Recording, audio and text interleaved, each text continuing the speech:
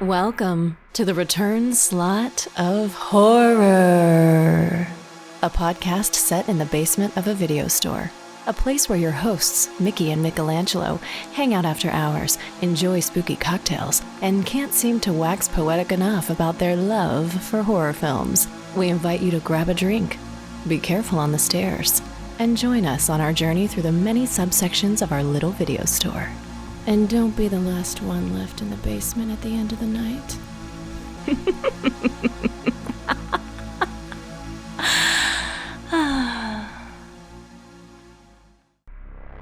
Welcome, listener. This is a staff meeting episode. You called the staff meeting.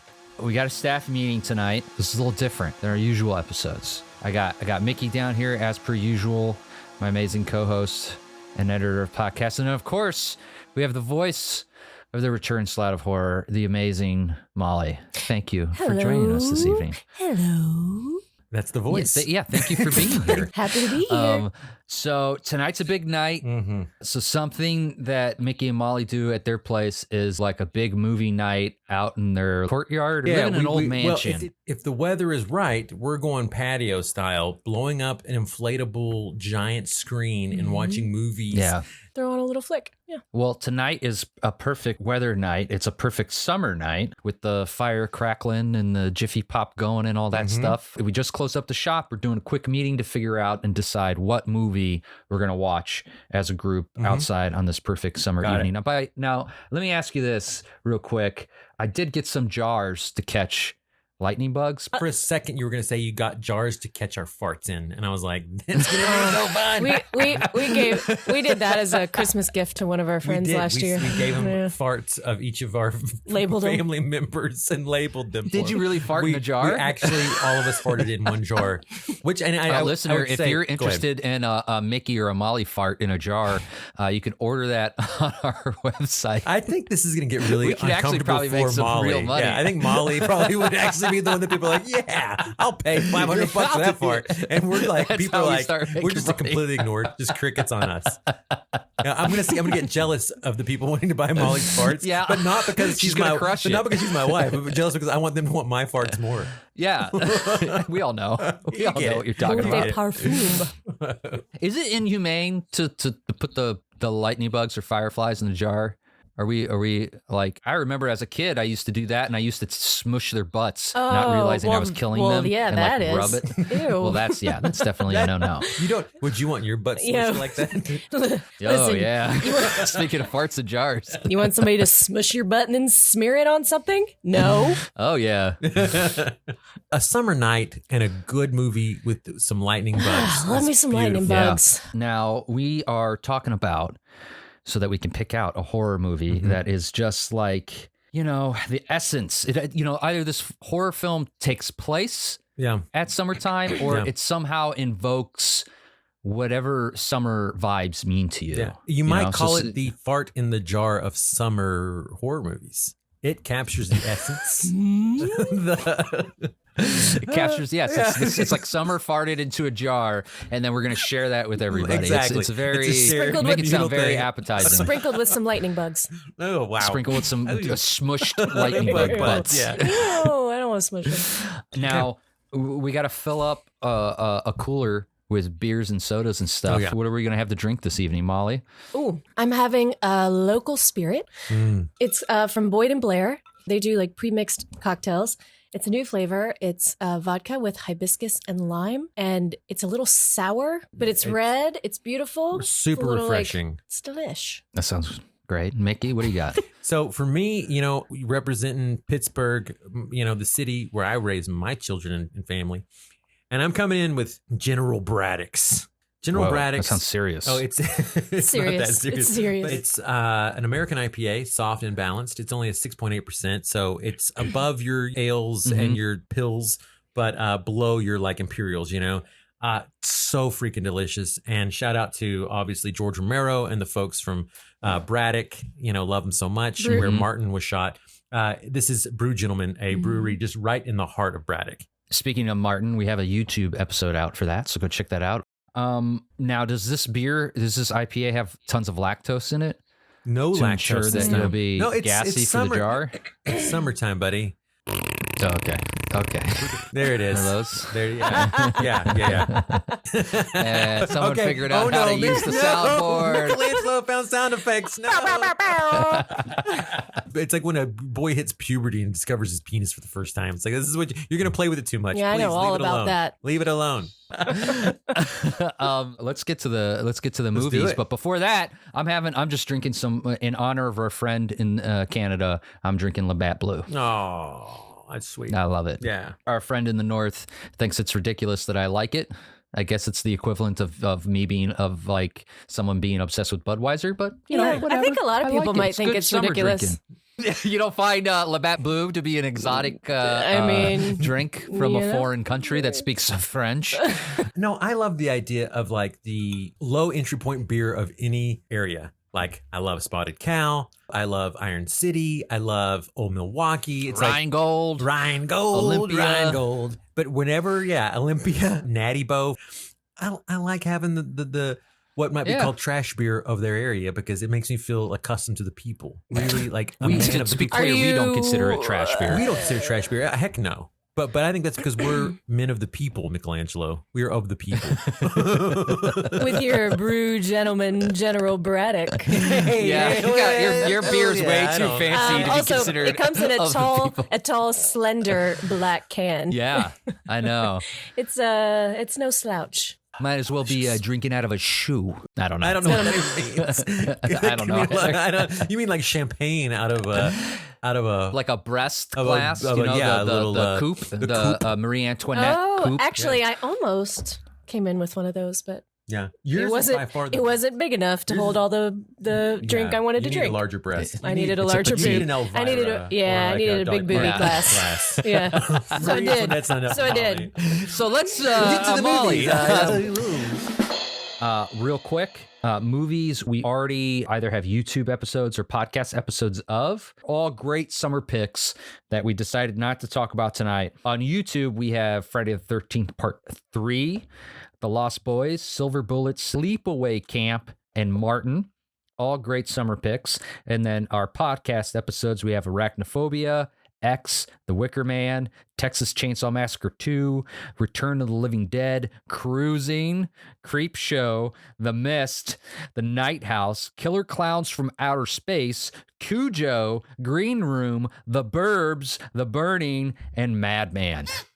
Molly, what's your first possibly I don't know if this is going to be in order of your favorites to least favorite, but we all have 3 with some alts. The only rules basically is that A, we're not going to do any Friday the 13th films. Those are obvious. Hopefully you didn't pick anything that we've already done. But let's see what you got, Molly. What's your first pick? I'm glad I get to go first because my first one is Midsommar. Midsummer. Oh, that's a perfect pick. I've yet to see that, actually. What? And so that makes it exciting for me to see something I haven't seen. Yeah, Ari Aster is Yeah. he's blowing on all nines on that one. What? Blowing on all nines. I don't even know what that means. Blowing on all 9s, baby. I think I made up a saying. I Like a wasn't hitch trying in your to say. wagon. Blowing on all nines. I'm hearing a new hashtag. Does that mean you can take all 9 inches of I think that's what it means. Okay, all right, all right. Okay. Nines. So Molly, Yeah. why Midsummer? And I'd love to know if you can remember your experience watching it for the first time. It's a perfect summer film. For those who have not seen it, I'll read you the logline. A couple travels to Northern Europe to visit a rural hometown's fabled Swedish midsummer festival. What begins as an idyllic retreat quickly devolves into an increasingly violent and bizarre competition at the hands of a pagan cult. First time I watched it was at home by myself because Mickey had seen it. It had been on our list and he was away. So I decided to watch it. Watching it by myself, I think I was just like, what? And then just recently, a couple weeks ago, I got Mickey and I tickets to go see Ari Aster's director's cut. In and- IMAX. In IMAX, yeah. And it was like 8, Oh, wow. but I think That it's sounds like intense. 23 minutes longer. So there were definitely some scenes in there that are not in the theatrical release. Yeah, in the theatrical release. Which do you prefer? I mean, I prefer a director's cut. It's how it's intended to be, Yeah. right? Before it's been cut down by studios. And Mhm. But did it make it better?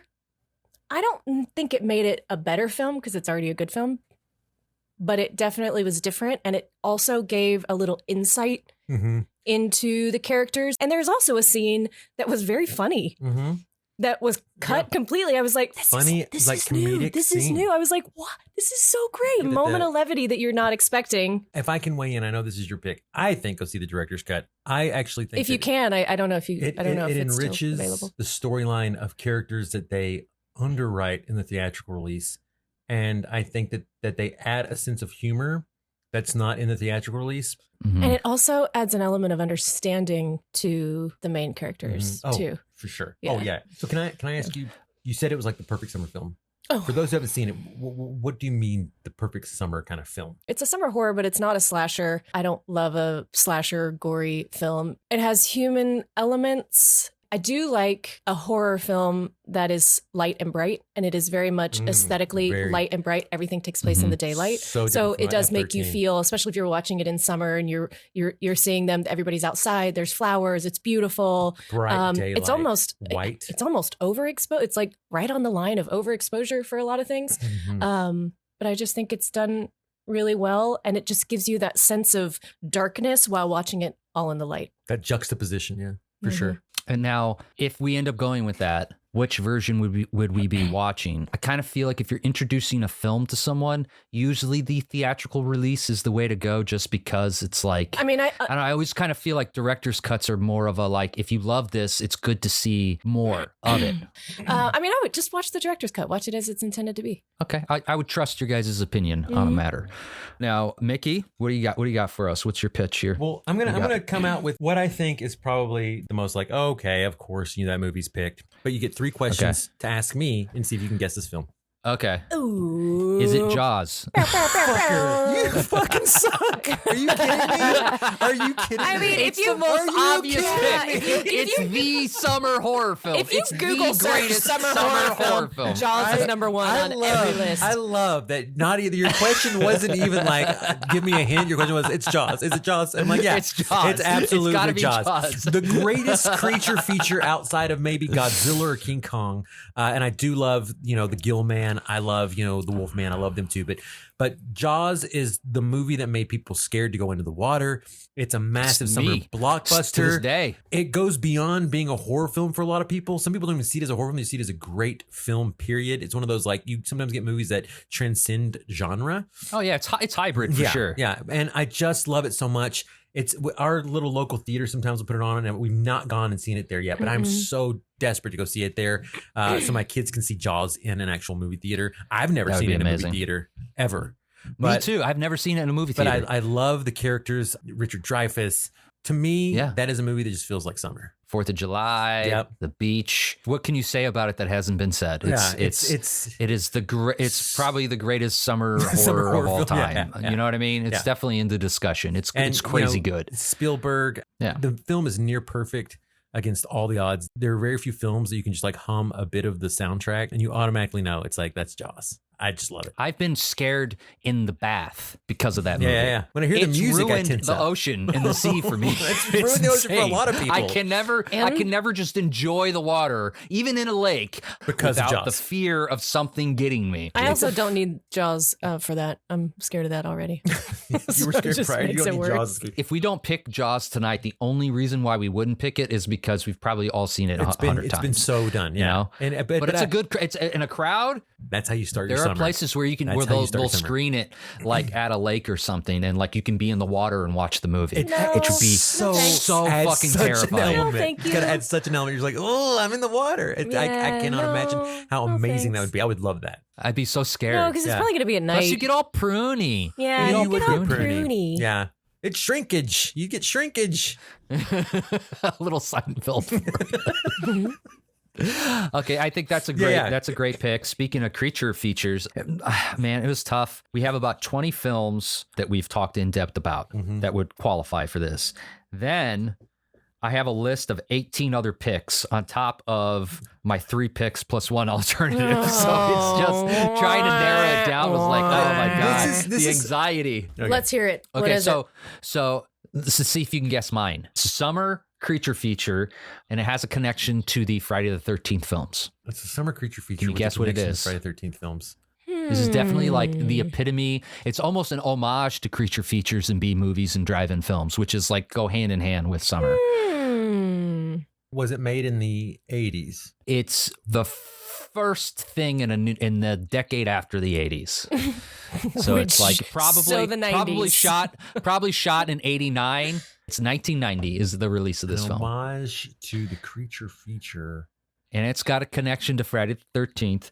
Come on, Mickey. Come 6 degrees come on. of Come Kevin on. Bacon? Yeah. Talking Trimmers? Kevin Bacon's in it. Talking Trimmers? Yeah, No. baby. Trimmers? 1990 Okay. I love Trimmers. All right. I love Fucking Reba. Trimmers is Reba's great. awesome. We watched Trimmers not long ago. yeah. Reba, Is so good. You guys should go as characters from the film. Obviously, Molly, you'd be a great Reba. Oh, I'll grow up my mustache obviously. and go as the guy from Family Ties. Trimmers is awesome. It is endlessly entertaining. It is pitch perfect. It's so well written, so well shot. The special effects are amazing. Like I can't wax poetic enough about it. And like it definitely like I mean you're out in the desert, the sun's beating down on you. You got those Similar it's vibe to just Midsommar, like, actually. I was going to say all Midsommar three has of the these same- are all like light, bright, take place in the Yeah, daylight. Yeah. as far as visually, Visually. but like vibe wise, it's definitely it matches up with Jaws as far as like Yeah, no, you it know does not match up with it's Midsommar. scary, It's first creepy. vibe. Yeah. It's Yeah. definitely you don't feel disturbed watching this movie. Yeah. Although as a kid, this movie scared the shit out of me, Same and now here. I watch it, and it's like it's thrilling.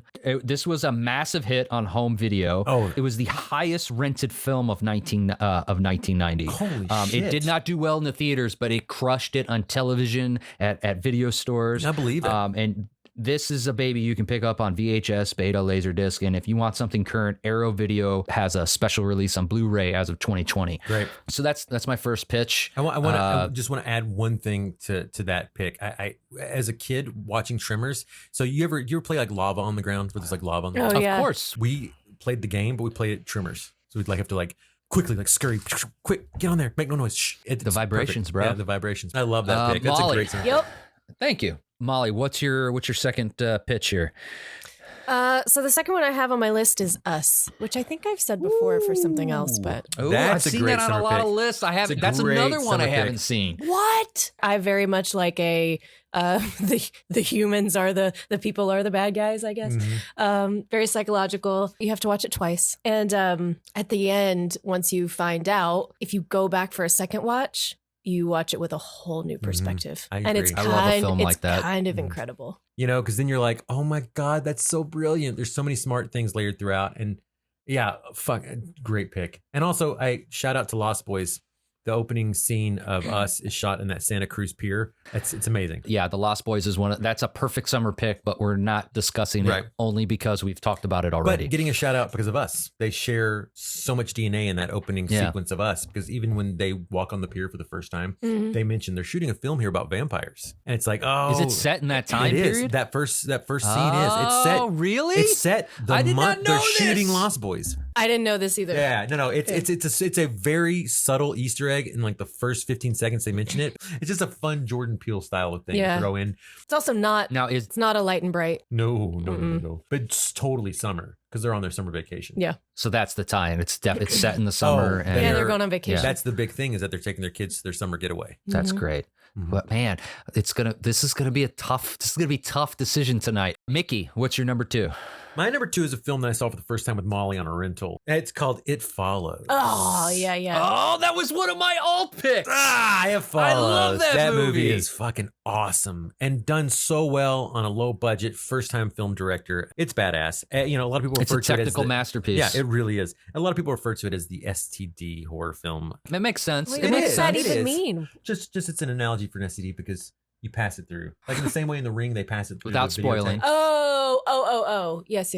Okay, got it. It's an interesting take on the whole horror trope of like keeping your virginity and not getting killed by the killer. I Yeah. love the final girl. It's one of my favorite final girls of the last decade, coming out. Yes, Micah Monroe. She's Yeah, amazing she's awesome. in that. Yeah. I love her in The Guest too. I think The Guest is a great film. It follows a modern masterpiece. It's a great summer film about like middle America, out of school, a lot of lazy time on your hand. And Yeah. this is kind of what's happening in their town. I don't want to spoil any of it, but it's go watch it. It's been the best horror film of the last like 10, 15 years. One of the best, I should say. Whoa. One of the best. I consider Us to be in there too. Whoa. So my second pick. Okay. I got 4 here, so I'm just going random. Oh my Come on. God. See if you can guess what it is. Okay, is it Stephen King?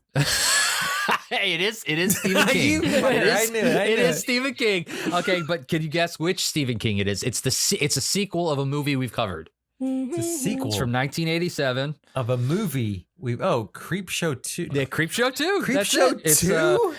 directed So by the interesting. cinematographer of the original, Michael Gornick, written by George A. Romero, based on Stephen King, Stephen King stories. And for a little plus here, we got Tom Savini playing the creep.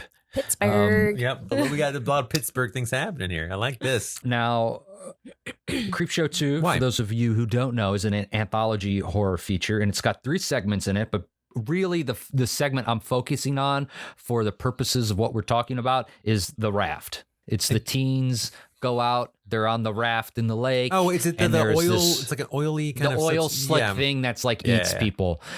So again, it's another like basically very creature summery. feature Very summery, monster yeah, in the yeah. water. I It's get gonna it, get yeah. you. Now, Creepshow 2 is a major step down from Creepshow 1, but it's a B movie. I love it. That it's glorified in all of the wonderful B movie things that we love. Now, mind you, this is from 1987, and I will say these stories do not age well. The sexist and racists and like This goes right in line with my third one. Molly, what would be your final pitch? All right. Third pick is one of my faves, and I haven't watched it enough. Tucker and Dale versus Evil. Of Yes. course, of course. Yes, Love of that course. pick. I love that movie. Love that pick. Yeah, I do love it, and it is a little bit more gory. But played for jokes. Played for It's laughs. played for jokes, and that's what I love about it. Like you're just laughing about it. hilarious. It's so good. Yeah. It's so good. Alan Tudyk is God. always good. Oh, I There's- cry with laughter watching I that. love- It's so subversive and satirical. Tyler and, Labine. what a is it? masterpiece. Tyler Labine. Is Yeah, Labine. everybody's great. Yeah. The college kids are great. Mm-hmm. Beta Omega. What a wonderful experience that was watching that the first time. So Oh, good. man. But I remember being really excited when our oldest got to the age that I was like, "Oh, you gotta watch this. You have to watch this. You have to watch this." I would say that it might be your first recommendation whenever somebody talks about horror. It probably is. It's so it's Approachable. funny too. Yeah, it's like it is a little bit gory, but it's done with humor. It's And- fun gore. And out fun loud gore. laughs. It's like if you grew up watching SNL and The Simpsons and also liked horror, this movie scratched that itch for you. What a gross saying, Mickey. That it scratches your itch. It is gross, right? It's kind of gross. Yeah, he's only saying that because you're down here. Normally, he's like, "I'll scratch your itch." Ew. I'll scratch anything you want, buddy. I love you. Molly, I'm not touching you. Stay away from me. Girls, ew. Girls. Ugh, gross cooties. Cooties. Oh man, even though I just watched it, it's hard to take it off of the possibility. It's such a crowd pleaser. We got a lot of people to please this So good. evening. Always fun. You know? So It's good. always fun. God, that's a good pick. You're Okay, welcome. okay. You're welcome. Mickey, what's your third and final pick? My next film is not a crowd pleaser. My next film has been called maybe one of the top 5 worst movies made in the 90s. I want to guess. The highest, best review it's ever received is it's passable as a horror film. And it's from the 90s? Okay, do you want me to give you a better hint? Yeah, give me It yeah. stars 2 of our most decorated actors of the last decade. Heralded as amazing actors that it has a 13% Rotten Tomatoes. Can you give me like a clue about the plot or The something? the other than actor and the its actress reception? are Texas royalty. Is it Texas Chainsaw 3 Texas Chainsaw Massacre, The Next Generation. with Matthew With McConaughey? Matthew McConaughey and Nelson? Renee Zellweger. That's a This- legitimate pick. That is a legitimate- I want to hear why that's a legitimate Here's pick. number one. Obviously, the first one a masterpiece, and we covered the second one, which is a perfect summer pick. Yeah. And I love the Yes. second one, but I have not ever heard anything good about the third. They have a storied franchise that has tons of films. It's definitely the third Okay. film with Toby Hooper involved. Okay, so he is he's like involved, what as a buddy, producer? as a writer. He has a credit as a writer. Kim Hinkle, the original writer of the original Texas Chainsaw Massacre, is the writer and director of this film. So this comes Okay. from the people who created the original. I mean, like the lightning in a bottle that is the original cannot be recaptured in any no. capacity. Is it ever? But like Can it ever? never. No. Here's my pick and why. I'm making an argument for why we should watch this. All the sweatiness and summer heat of the first film is present Yeah. in this film. Matthew McConaughey is sweaty, man. This is the wettest I've ever seen him in a movie. Renee Zellweger is giving one of her most athletic performances. And this is a woman who's done amazing work. Her Chicago, bro. Chicago. Talk about athleticism. Are you kidding me? That's the heart, baby. When she runs in this movie, she is sprinting. It is like, I'm scared she's going to hurt her ankle running on like gravel roads barefoot. You know, she's physically doing that herself as an actress. She didn't have stunt doubles. She was a young actress trying to make a name for herself. She's pushing herself to the nth degree. It is a masterful job as a young actress trying to just make a name for yourself and giving it everything. Now, Matthew McConaughey is the most batshit crazy I've ever seen him in a fucking film. Oh, yeah. Actually, He's a famous meme. He's it is so nuts, his performance. The places he goes in that film, when he's like putting his hands in her mouth and like playing with her, it's like, it's so disturbing. And to think that he went on to become like America's heartthrob after making this film is a testament to charm. It is so batshit crazy that I think you crank this baby. You drink a ton of beer. You invite as many friends over as you want. You talk. You throw popcorn at the screen. You just have a fucking summer fit. It's a 16% on Rotten Tomatoes. It's not loved. Yeah, it's not loved. And has a 50 Metascore. It's not loved. This is why I want to. It has an 18% audience score on Rotten. But he's pulling me in with the throwing the popcorn and shouting and talking and having fun. That sounds fun. No, that's great. All the actors were sharing one Winnebago that was owned by the producer.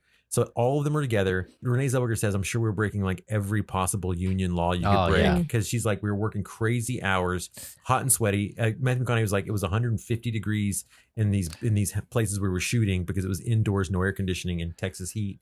And you can feel it. Neither of them had been to LA or anything like that. Matthew McConaughey was pulling his trailer out to move to LA when he got the audition and drove in with his trailer hitched to his truck. He was auditioning for the handsome romantic lead who was going to come save her at the end. And the director was like, yeah, great audition. Maybe we'll call you back. He said, hey, can I read for the other guy? Which is the creepy truck driver. And they were like, listen, here's your audition. Here's a spoon. Just scare the shit out of us. And by the time he was done, the guy was like, you are it. It was just kismet, you know? And, I mean, if we don't watch it tonight, I'm watching it soon. It is a batshit crazy movie. It sounds... I am shocked you missed it. You sold me. Well, it just looks so bad, but like... Oh, it's bad. I'm sold. It's so bad. No, but it's so bad it's good. Okay. Great pick, Mickey. Okay, so like I said, I narrowed my picks down to 4. So my third pick, I'm riffing off of Tobe Hooper because you were just talking about Tobe Hooper. Okay. So can you guess what my pick is? It's Tobe Hooper directed it. It's from 1979, and technically it's a 2-part miniseries that was released as like a full-length film, almost 4 hours long. Yeah, Stephen Salem's King. There you go. Yeah, it's Salem's Lot. Great pick, by the way. Yeah. Also, if I didn't know you guys, I'd be like, how old are they? I really like stuff from the 70s, you know? Well, but that makes sense because we were also like, we had older brothers. My oldest one on here is 2001.